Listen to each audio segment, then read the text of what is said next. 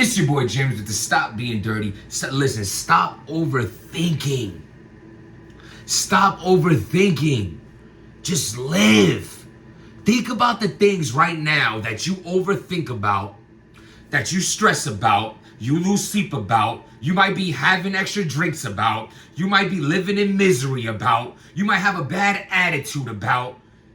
And maybe it's not, maybe you're just thinking about your kids. They don't have to be bad things. Maybe think about your relationship. How could you be a better husband? How could you be a better wife? How could you be a better father? How could you be a better son? Maybe it's quality subjects and things in your life that you're dealing with that you're overthinking, but why? When if you found out you were dying next week, how much of that would truly matter if you knew you were just handling your business and doing the best you can? If as long as you're doing the best you can, there's no need to stress yourself. The only thing that's worth stressing yourself is if you know you could be doing better and you're slacking. And the answer to that is just do better. Take that leap forward. Take that chance. Talk to that girl. Go for that interview. Call that friend you haven't spoke to in a while. Do these things.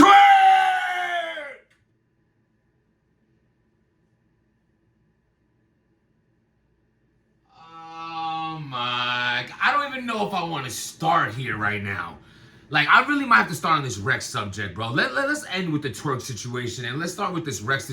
And mind you, this is all out of Rex's mouth, his damn self. So anything that I'm about to tell y'all, you can't say that I'm wrong for doing T dirty, like hugging a bitch with too much makeup on. At the end of the day, I seen this interview, and I just couldn't believe Rex is about to headline this weekend against the most crippity crip of all crips from Cripsville. And he has this interview floating around admitting to false flagging. You can't make this shit up. You can't. Let's get right into it. Oh, by the way, you can see this interview for yourself. Matter of fact, hear me say it, then I'm going to tell you where you could see it, because maybe you just go on to see it first and not listen to me say it. So let me say it because you're here right now. Hit that like button, hit that subscribe button. We're going to talk about the Bloods. We're going to talk about the Crips. Let's get into this shit. Yes, that's my new. I don't want to have bandanas around the house. Give me a fucking break. We're 30 plus. Why are we gangbanging? Anyway, so the timeline. So basically, they asked Rex about his Crip affiliation. And I'm going to try to quote this as well as say it in my own manner, but give you the most accurate things, word for word, in my words, of what Rex said. So once upon a time, so Rex said in his neighborhood when he was younger, him and his friends used to wear burgundy flags, whatever they were called. You know what I'm saying? The spatula crew. They were look at that, this is them. They were the burgundy spatulators. And at the end of the day, that's cool. I think a lot of us did that. Like, I had a little gang myself, you know, like we all did when we were kids, you know, like this is the name of our gang. They were burgundy flags. That's why Rex was rocking a burgundy flag when he was a kid, when he was a youngster. Okay. It had nothing to do with him being a Blood, is the point of that. Copy.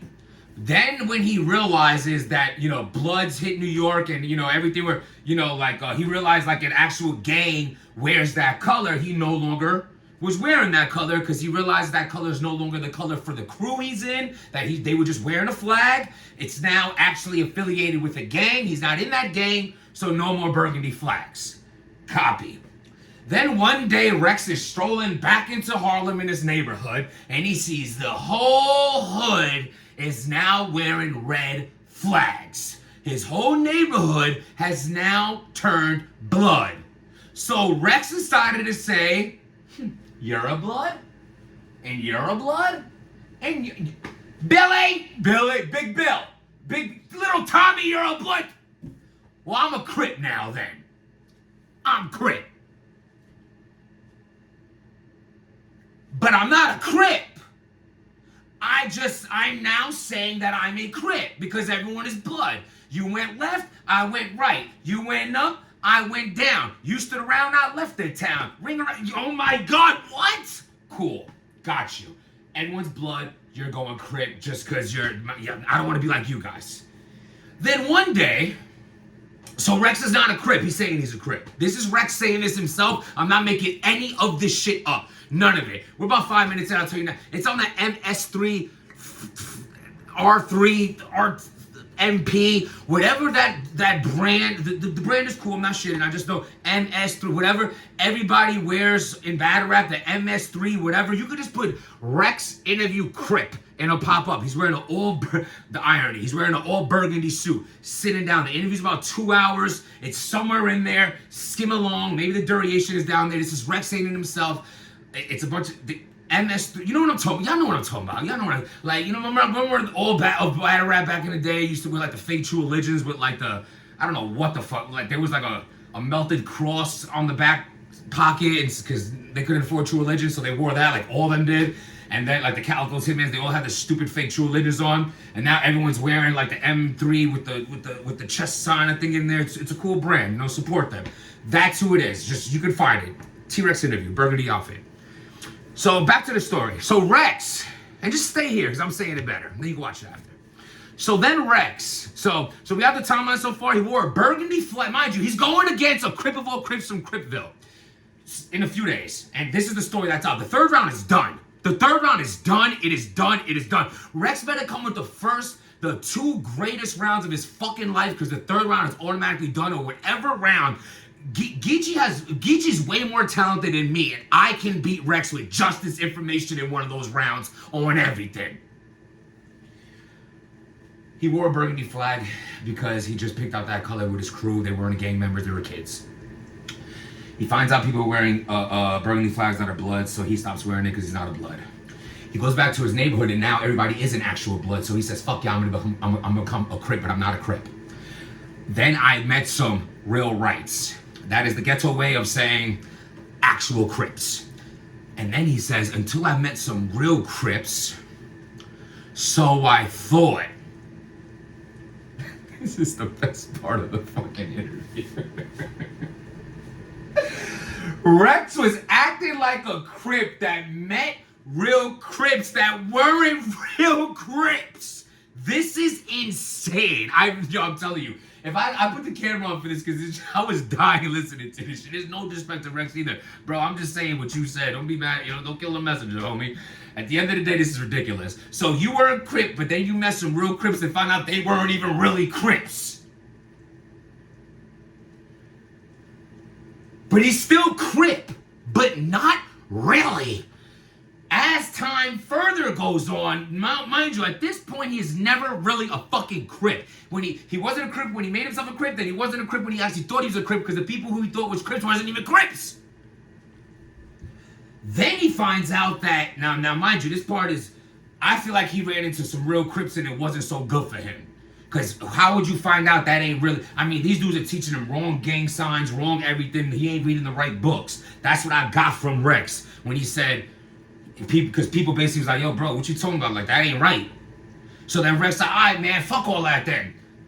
This is... Mind you, he says... Now, this is the important part. He says, yo, he runs into some people like, yo, I don't know what you're talking about. Like, those ain't the right stuff. This ain't right. I bet them. So whatever. Who I gotta scrap with? Who I gotta get down with so I could get my shit right? Because this is what I'm trying to bang, and I'm not banging it correctly. So let me fight who I gotta fight. Which actually, to me, is a cool way of saying he ran into real Crips that put hands on him. But I'm sorry, Red. I mean, that's just how I took it, bro. I don't think you're orchestrating shit this much in life, homie. You should be the big Crip then, who ain't really Crip at that time. You're Crip now, I'm not taking it away from you. I'm just saying, like, give me a fucking break. Nah, son, you went around some Crips, wearing some Crip shit, saying the wrong Crip shit, and it was up for you. That's what I think. Unless you ran into a friend that was Crips and whatever it is, you were doing something wrong, and then they made it right. That is the story of Rex becoming a Crip. Then he says, I've been Crip since 1999. How old is Rex? But I'm going to stop right there. I'm going to get into this next subject. That was just a story that I felt like I had to. It's not... Write in the comments, please. This is not the most ridiculous story ever. Go watch it for yourself. This is Jim's interpreting what Rex said. I wouldn't make any of this up. I'm a huge fan of Rex. on my Mount Rushmore. I became a battle rapper because of the Rexes and Cassidys of the world, bro. In my time, the J.R. Ryder, the Cassidy mixtapes when he's with Swiss Beats, the Lloyd Banks, like that Hitchcock and Ransom, the Joe Budden shit. Like I was into the punchline rappers. K-Slay every night, putting on Papoose and all that. Like I'm sick of people. I'm not even getting to that. Yeah, Papoose. He put on them tapes all the time. I was into punchlines from twork.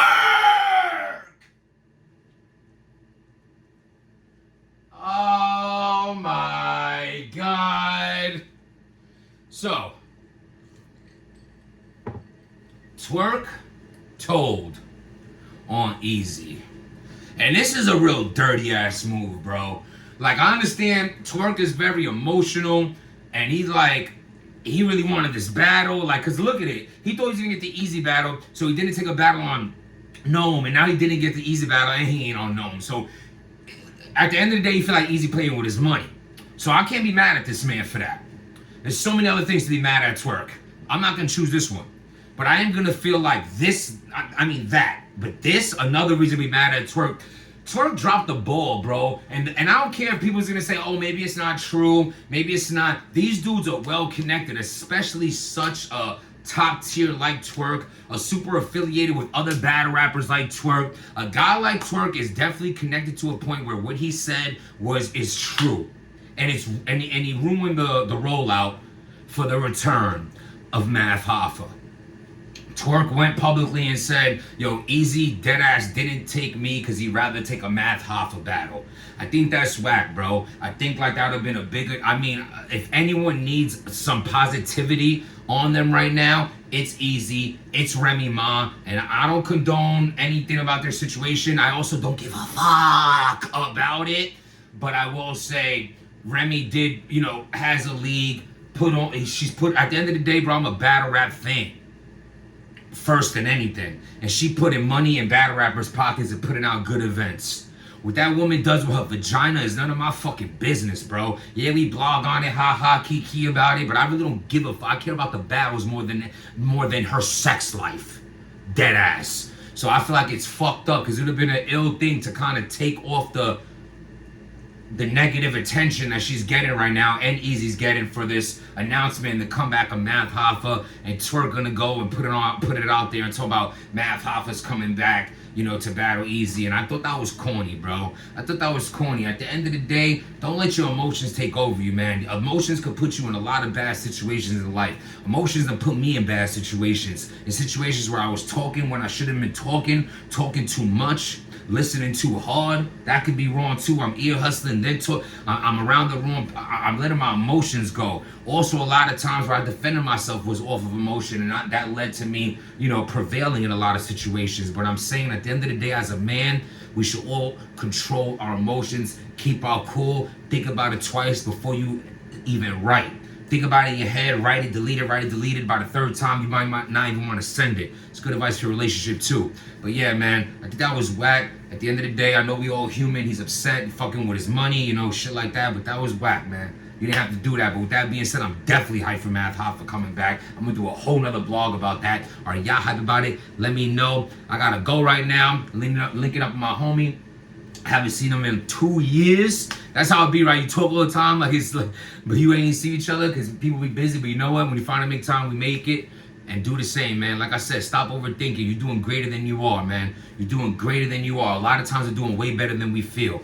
I can understand that as well, but life is short. Live that shit. Hit that like button, hit that subscribe button, and stop being dirty.